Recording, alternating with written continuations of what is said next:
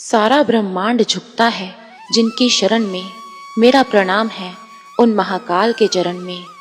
ओम नमः शिवाय। प्रिय भक्तों, स्वागत है आपका हमारे YouTube चैनल में। प्रिय भक्तों, आज की कहानी लक्ष्मी और कुलक्ष्मी दो बहनों की है। एक अभागी बेटी जिसे सभी लोग अपशगुनी कहते थे, लेकिन क्यों उस कुलक्ष्मी बेटी पर माँ लक्ष्मी सहित माता पार्वती और भोले शंकर की कैसे कृपा हुई। भक्तजनों, अगर आप ये कहानी सुन रहे हैं तो पूरी सुनिए। यदि आप शिव भक्त हैं तो इस कहानी को आधा अधूरा छोड़ने की गलती ना करें और भोलेनाथ का अनादर ना करें। तो क्या है भगवान शिव और कुलक्ष्मी और लक्ष्मी की कहानी, आइए जानते हैं। प्रिय भक्तों, आज की कहानी बड़ी ही पावन और पवित्र है। ये कहानी सुनने के बाद आपके घर में धन की कमी नहीं होगी, और यदि आपके घर में बरकत नहीं हो रही तो इस कहानी को जरूर सुनिए, आपके घर में बरकत होने लगेगी। तो चलिए कहानी को शुरू करते हैं। प्रिय भक्तों, बहुत समय पहले की बात है। एक नगर में एक राजा और रानी बड़े ही हंसी और खुशी के साथ राज किया करते थे। वो राजा अपनी रानी से बहुत ही प्रेम किया करता था, इतना प्रेम कि यदि वो रानी को एक पल के लिए भी नहीं देखते तो वे बेचैन हो जाते। यदि रानी किसी कार्य से कहीं चली जाती या अपने मायके चली जाती या कहीं मंदिर में पूजा पाठ के लिए चली जाती तो उन्हें बड़ी घबराहट होने लगती थी। इतना प्रेम करते थे वे अपनी रानी से, और रानी भी राजा का खूब सम्मान करती। इसी तरीके से समय व्यतीत होता गया और वह रानी गर्भवती हो गई। 9 महीने के बाद रानी ने एक सुंदर सी पुत्री को जन्म दिया, लेकिन दुर्भाग्य देखिए, उस पुत्री को जन्म देते ही रानी भगवान को प्यारी हो गई और इस दुनिया को छोड़कर चली गई। अब राजा को खबर मिली तो वो अत्यंत दुखी हुए। उन्हें इतना दुख लगा कि उन्होंने सारा दोष अपनी पुत्री पर डाल दिया कि मेरी पुत्री के कारण ही मेरी रानी आज मुझसे दूर हो गई, वो इस दुनिया को छोड़कर चली गई। इसलिए राजा अपनी बेटी से बड़ी नफरत किया करते थे कि उसे देखना भी पसंद नहीं करते। तो दाई को यहाँ तक भी कह दिया कि इस बेटी को जहर देकर मार दो, मैं इसका मुखड़ा तक नहीं देखना चाहता। मेरी प्राणों से प्रिय रानी इसी के कारण मर गई। ये कुलक्ष्मी है। बाई को उस बच्ची पर बड़ा ही तरस आता है, बड़ा ही दुख होता है। वो सोचती है कि फूलों से भी कोमल इस राजकुमारी को राजा ने त्याग दिया, इसका मुख नहीं देखना चाहते। तो वह दाई राजा से विनती करने लगती है, नहीं महाराज, आप कुछ मत करिए, मैं इस पुत्री को पालूंगी और इस महल में ही रहेगी, लेकिन आप इतना बड़ा अनर्थ मत करिए। उस दाई के समझाने पर राजा समझ गया। राजा ने अपनी कन्या को मारने का निश्चय छोड़ दिया। धीरे धीरे वो कन्या राजमहल में बड़ी होने लगी। दाई उसका पालन पोषण करने लगी। उसी महल में रहकर वो बच्ची दिन भर मजदूरों की तरह काम करती। लगता ही नहीं था कि वो एक राजा की पुत्री है, लगता था कि वो किसी नौकर की बेटी है। राजा कभी उसे देखना नहीं चाहते, हमेशा धुतकारते रहते। एक दिन राजा ने दूसरी शादी कर ली। राजा के घर में एक और रानी आ गई। अब राजा धीरे धीरे अपनी दूसरी पत्नी में मग्न हो गया। अब इसी तरीके से उस रानी ने भी एक पुत्री को जन्म दिया और राजा ने बड़े ही प्रेम से अपनी उस दूसरी पुत्री का नाम लक्ष्मी रखा, क्योंकि उसके जन्म लेने के बाद उसकी माँ को कुछ नहीं हुआ। इसलिए राजा बड़ा खुश होता है।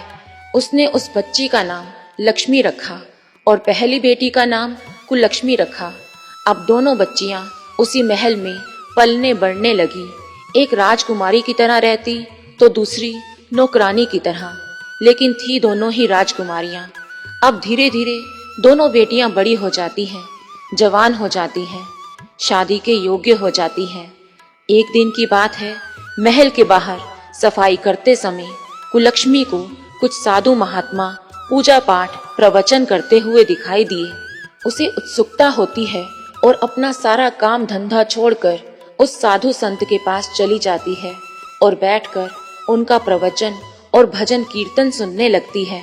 उसे इतना अच्छा लगता है कि वो रोज अपने काम से समय निकालकर उन साधु की कुटिया में चली जाती है और रोज ज्ञान भरी बातें सुनती है। शास्त्रों का पाठ किया करती तो उसे ज्ञान होने लगा था। वो बहुत ही ज्ञानी हो जाती है। भगवान में बहुत रुचि रखने लगती है। भगवान की पूजा पाठ करती और भोलेनाथ को नित्य प्रति जल चढ़ाया करती। माँ लक्ष्मी की पूजा करती। राजा के कुछ मंत्रियों और सलाहकारों ने राजा से कहा कि महाराज, आपकी पुत्री बड़ी हो गई है, अब उसका विवाह कर देना चाहिए। तो राजा ने कहा, ये बात तो ठीक है, मैं रानी से बात करके देखता हूँ। तो राजा ने उस रानी से बात की और रानी ने कहा कि महाराज, यदि आपको लक्ष्मी के लिए लड़का ढूंढने जाना ही है तो ऐसा लड़का ढूंढना जो अंधा हो, क्योंकि ये तो कुलक्ष्मी है, ये जहाँ भी जाएगी उसको बर्बाद करके रख देगी। तो क्या जरूरत है हमें इसे धनवान के घर में भेजने की, जहाँ जाएगी वहीं बर्बादी हो जाएगी। तो पहले से ही किसी अंधे लंगड़े व्यक्ति को जो भीख मांगता हो उससे उसका विवाह कर देंगे। तो राजा को ये सुझाव अच्छा लगा। राजा ने अपने पंडित को ये आदेश दे दिया कि कुलक्ष्मी के लिए गरीब लड़का भिखारी ढूंढ कर लाइए और उसी से उसका विवाह होगा। चलते चलते उसे एक भिखारिन दिखती है जिसका बेटा अंधा था। तब पंडित ने सोचा, ये रिश्ता होगा तो अच्छा होगा। उसने भिखारिन से कहा, भिखारिन, क्या तुम अपने पुत्र का विवाह करना चाहोगी? तो भिखारिन ने कहा, अरे पंडित जी, मैं अपने पुत्र का विवाह कैसे कर सकती हूँ, ये तो अंधा है। तब पंडित जी बोले, तुम्हारे बेटे के लिए एक बहुत ही अच्छा रिश्ता आया है, राजा का रिश्ता। राजा अपनी बेटी का विवाह तुम्हारे पुत्र से करना चाहता है। तो भिखारिन ने ये सुनकर हैरानी जताई। तो पंडित ने कहा कि यदि ये रिश्ता हो गया तो तुम्हारे भाग्य खुल जाएंगे। अब वो अंधी भिखारिन तैयार हो जाती है, खुश हो जाती है कि राजा से हमें बहुत धन दौलत मिलेगी। राजा अपनी बड़ी बेटी का विवाह उस अंधे भिखारी से कर देता है और फिर वह छोटी बेटी का भी, जिसका नाम लक्ष्मी था, विवाह एक राजा महाराजा से कर देते हैं। अब दोनों बेटियों का विवाह हो चुका था। दोनों अपने ससुराल चली गई थी। अब जब कुलक्ष्मी अपने घर अपने ससुराल में पहुंचती है तो उसने देखा कि घर में तो कुछ भी नहीं है। मैं खाना किस चीज से बनाऊं? कुलक्ष्मी ने कहा, सासू माँ, मेरी माँ ने मुझे कुछ चावल दिए हैं, मैं उसी को पका लेती हूँ। तो सास ने भी हाँ कह दिया।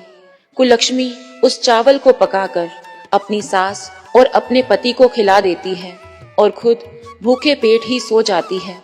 चावल इतना पर्याप्त नहीं था कि 3 जनों का खाना बन सके। अब इसी तरह सुबह होती है तो उसका पति भीख मांगने के लिए चला जाता है। अब सास भी भीख मांगने के लिए चली जाती है।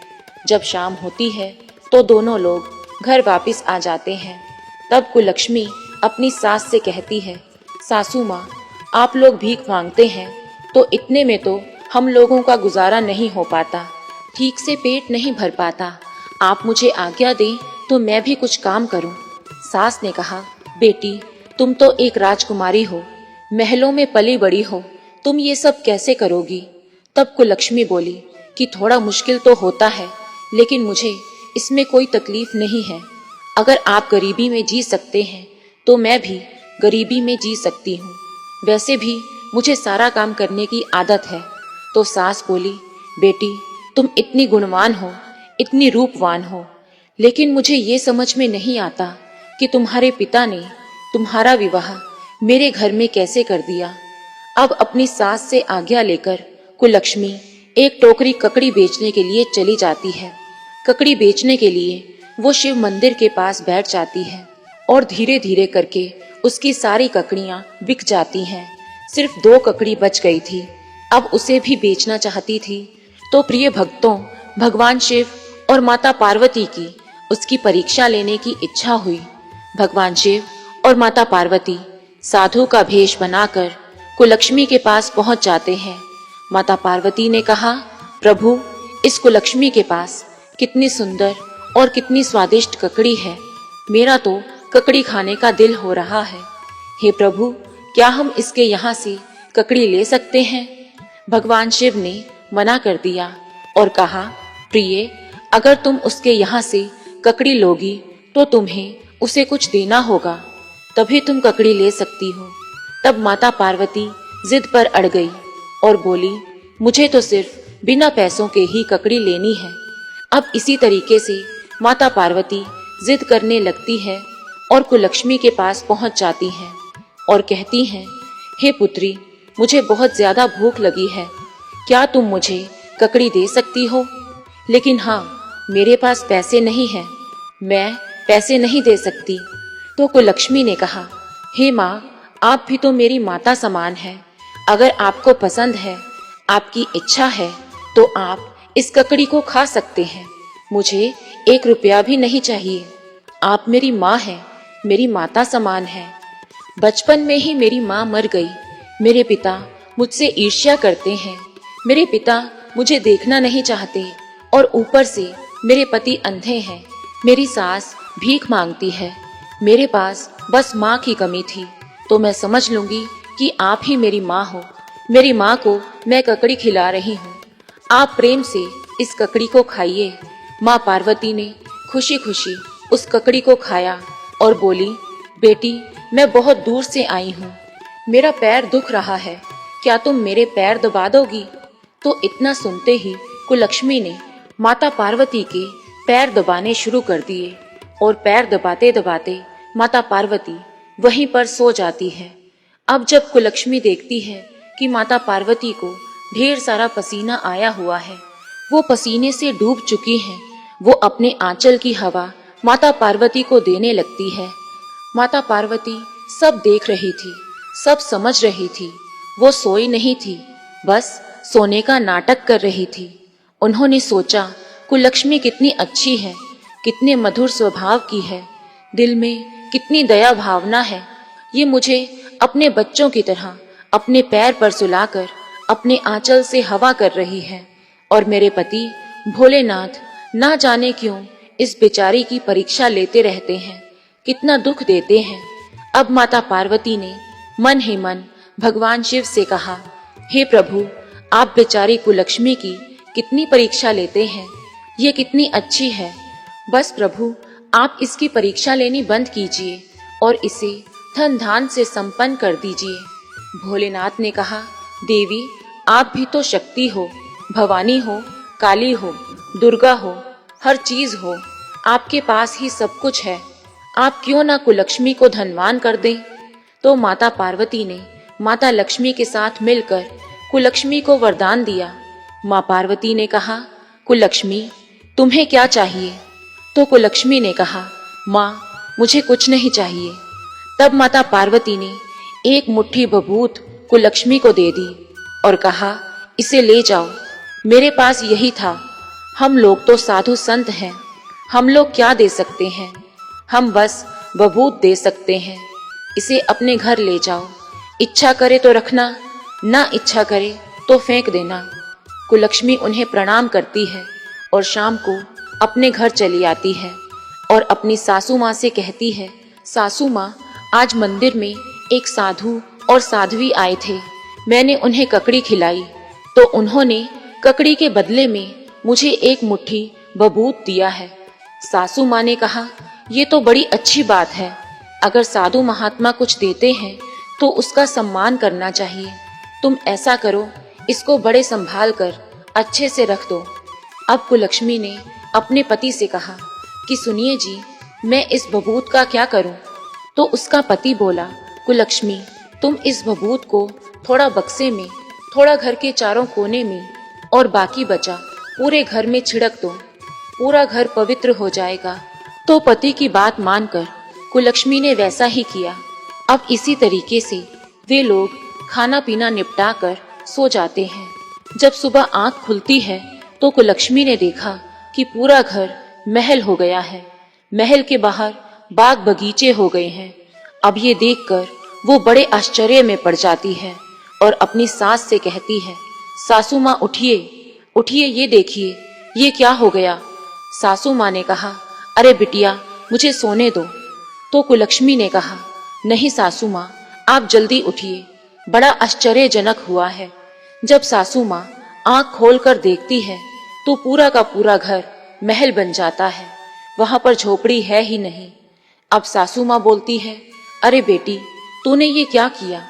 कहीं मुझे सोते सोते तू अपने मायके तो नहीं ले आई? तो कुलक्ष्मी ने कहा, नहीं माँ, ऐसी कोई बात नहीं है, ये तो भगवान भोलेनाथ का चमत्कार है। माँ, आपको याद है जो बबूत उस साधु और साध्वी ने मुझे दी थी? अरे वो साधु और साध्वी कोई और नहीं, भगवान भोलेनाथ और माता पार्वती ही थे। उन्होंने ही ये भभूत मुझे दिया था। मैं उन्हें पहचान नहीं सकी। अब थोड़ी देर बाद ही कुलक्ष्मी का पति उसे आवाज लगाने लगता है और कहता है, कुलक्ष्मी प्रिय, ये देखो, मेरी आंखें वापस आ गई, मुझे सब कुछ दिखने लगा है, मैं तो देख सकता हूँ। कुलक्ष्मी भागी भागी अपने पति के पास पहुँचती है तो उसने देखा कि उसका पति देखने लगा है। उसकी आंखें वापस आ गई, जोर जोर से रोने लगती है और भगवान भोलेनाथ का बड़े ही दिल से धन्यवाद करती है। अब इसी तरीके से दोनों पति पत्नी और सास मिलकर भगवान भोलेनाथ का एक मंदिर बनवाते हैं और मंदिर बनवाकर पूजा पाठ, कीर्तन और साधुओं के लिए भोजन की व्यवस्था करते हैं। नित्य प्रति साधु संतों को भोजन करवाया जाता है। गरीब, बेसहारा और असहाय की मदद किया करते हैं। इसी तरीके से उनका जीवन गुजर रहा था। और इधर कुलक्ष्मी के पिता महाराज धीरे धीरे गरीब होते जा रहे थे। उनका आधा राजपाट नष्ट हो चुका था। ये बात जब राजा को पता चलती है कि उनकी बेटी लक्ष्मी एक महारानी बन गई है और बहुत ही धनवान हो गई है, तब उन्हें अपनी गलती पर पछतावा होता है। वे सोचते हैं, मेरी बेटी तो असली लक्ष्मी थी, वो कुलक्ष्मी नहीं थी। मैंने ही अब तक उसे लक्ष्मी नहीं समझा। बड़े ही निर्दयता से उसका विवाह एक अंधे से कर दिया। वे बड़ा ही पछताते हैं। अब उधर कुलक्ष्मी का पति कुलक्ष्मी से कहता है कि कुलक्ष्मी, मैं अपने ससुर के घर जा रहा हूँ। उन्हें न्योता दूंगा कि हमने एक बड़ा शिव मंदिर बनाया है, उसके लिए हम ससुर को न्योता देने जा रहे हैं। कुलक्ष्मी का पति सज धज कर राजकुमारों की तरह घोड़ी पर बैठकर जाता है और राजा के महल पर पहुंचता है।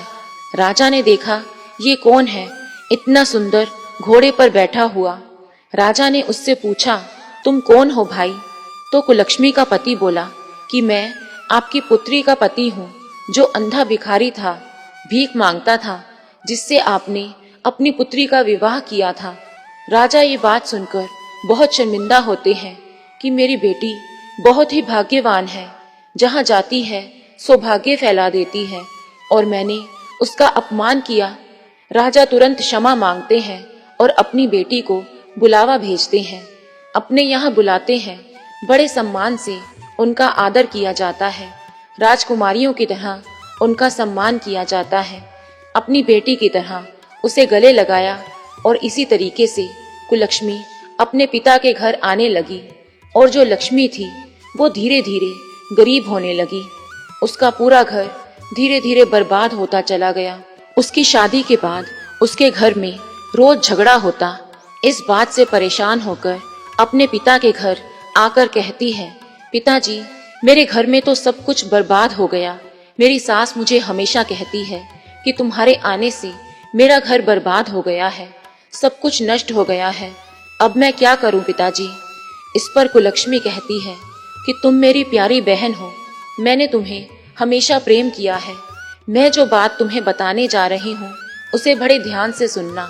भगवान भोलेनाथ माता पार्वती की पूजा करो तो भगवान भोलेनाथ, माता पार्वती और माँ लक्ष्मी की कृपा होगी। मेरे साथ भी यही हुआ था, मैंने भी ऐसा ही किया। हमेशा बड़े बुजुर्गों की सेवा किया करो, उनका सम्मान किया करो, तो निश्चित ही तुम्हारा भाग्य बदलेगा। लक्ष्मी कुलक्ष्मी कोई नहीं होता, एक इंसान के धर्म कर्म ही उसे लक्ष्मी और कुलक्ष्मी बनाते हैं। यदि तुम्हारा कर्म अच्छा रहेगा, तुम्हारी भावना अच्छी रहेगी, तो तुम्हारे घर में भी लक्ष्मी का वास होगा। अपनी बेटी की बात सुनने के बाद राजा बहुत ही प्रसन्न होते हैं। अब कुलक्ष्मी का पूरा परिवार एकजुट हो गया। उसका ससुराल धनी हो गया।